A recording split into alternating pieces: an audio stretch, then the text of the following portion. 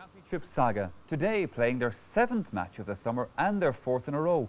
You know, everyone's been saying that they've been getting tired and they must eventually run out of steam. Well, today it was Offaly's turn to test Meath's staying power in the Leinster semi-final at Croke Park. The commentator on this one is Jim Carney.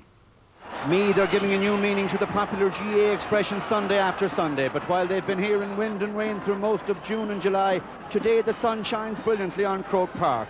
Offaly, the challengers, play as selected, but Liam Harnan is off the Meath team with injury. He's replaced by Alan Brown, and the vacant number 11 spot goes to Tommy Dowd. Today's referee is Joe Woods.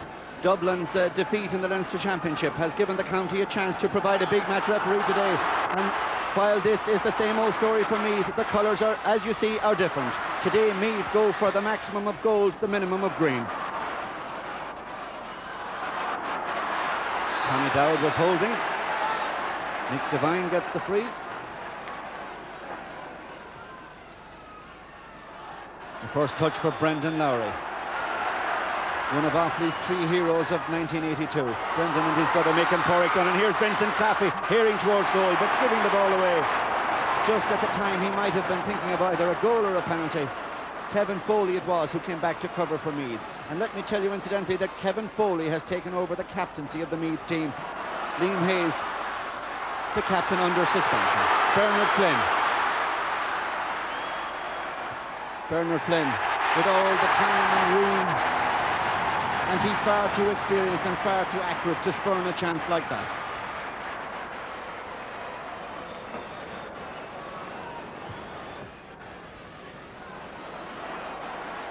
Bracken and Gillick, McEntee in to help for Meath. O'Connell there too, as always. Coyle, a great runner, a great worker in the Meath forward line.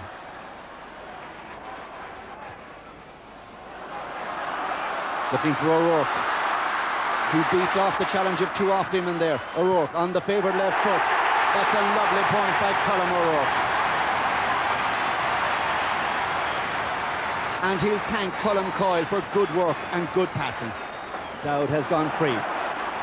O'Rourke with the catch and the delivery to Stafford, but the referee is blowing the whistle once again, and no advantage accruing there for Meath. It's been a frustrating kind of day for Brian Stafford. He's got one good free all right. He's missed a couple of chances from others. He's been involved in a few niggly little incidents off the ball, but it hasn't upset the quiet man from Kilmaine and Wood.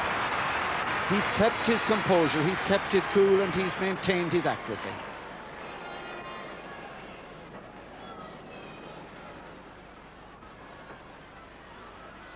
James Stewart, the Offaly wing-back who likes to attack. Very promising young player. And he's won a free that Peter Brady will attempt from way out on that far side of the field.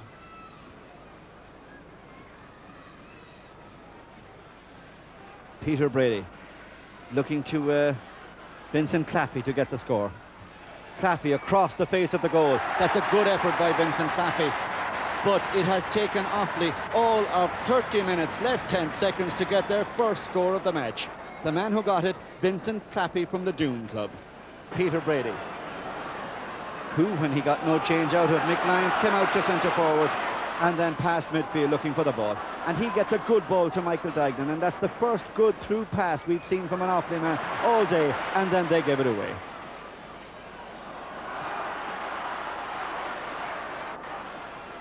Dennis Kelly from Crabane has come into the Offaly team in place of the injured Mick Devine, and here's Dennis Kelly, an experienced player who has played championship football in the past, unlike a lot of his colleagues. And there's Brendan Lowry stabbing it over. The first good scoring chance of the match for long-serving Brendan Lowry, the Offaly captain.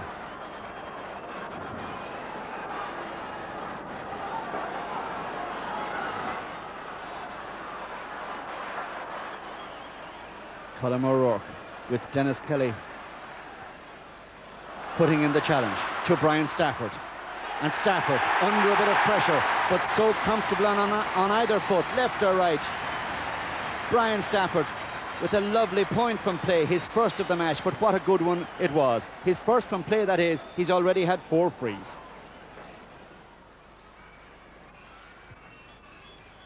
There's the half-time whistle of a scrappy and altogether extremely disappointing first half in the Leinster semi-final. The midfield pairings remain the same, but Offaly have sent Peter Brady back into full forward. However, the first attack of the second half is Meath's. David Reynolds beaten to the punch by Terry Ferguson.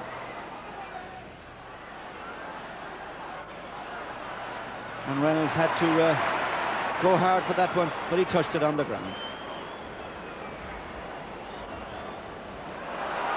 Colm O'Rourke made a lovely run to take that quick free from Brian Stafford and to give it to Colm Coyle, who promptly put it in over the bar. And that smart, intelligent play by Meath, really giving Offaly a lesson there. Brian Stafford, he was too far out from goal really to try it from a place ball. O'Rourke made a little run. O'Rourke gave it to Coyle. Coyle put it over the bar. That's how to do it.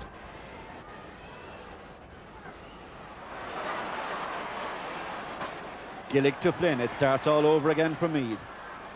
Flynn, a great ball to Dowd, making a run from the far side of the field. Dowd looking for his score and getting it. That's a great score by Tommy Dowd. One of the best of the match from a wonderful pass by a very clever, intelligent Bernard Flynn.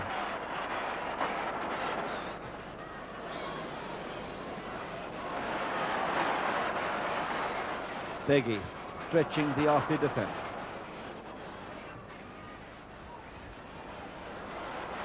Kevin Foley turned away from the challenge cleverly. Jerry McEntee delivering to Flynn. Coyle has gone through. O'Rourke is free. O'Rourke got inside his man ever so well. Slips it to Flynn in front of goal. Flynn is brought down. It's a penalty.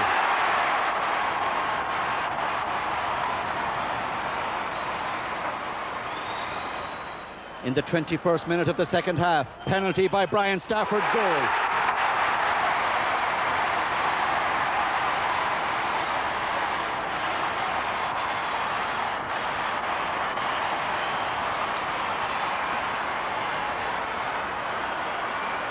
Mick Lowry trying to set something up for Offaly. They can only hope really for consolation scores at this stage, I fear, as Derek Clappy comes raiding.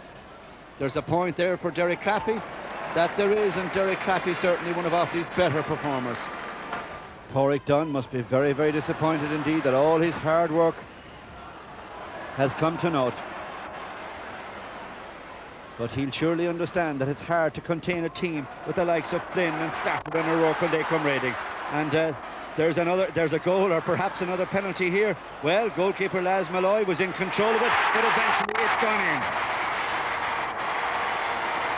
John McDermott, the man who got it.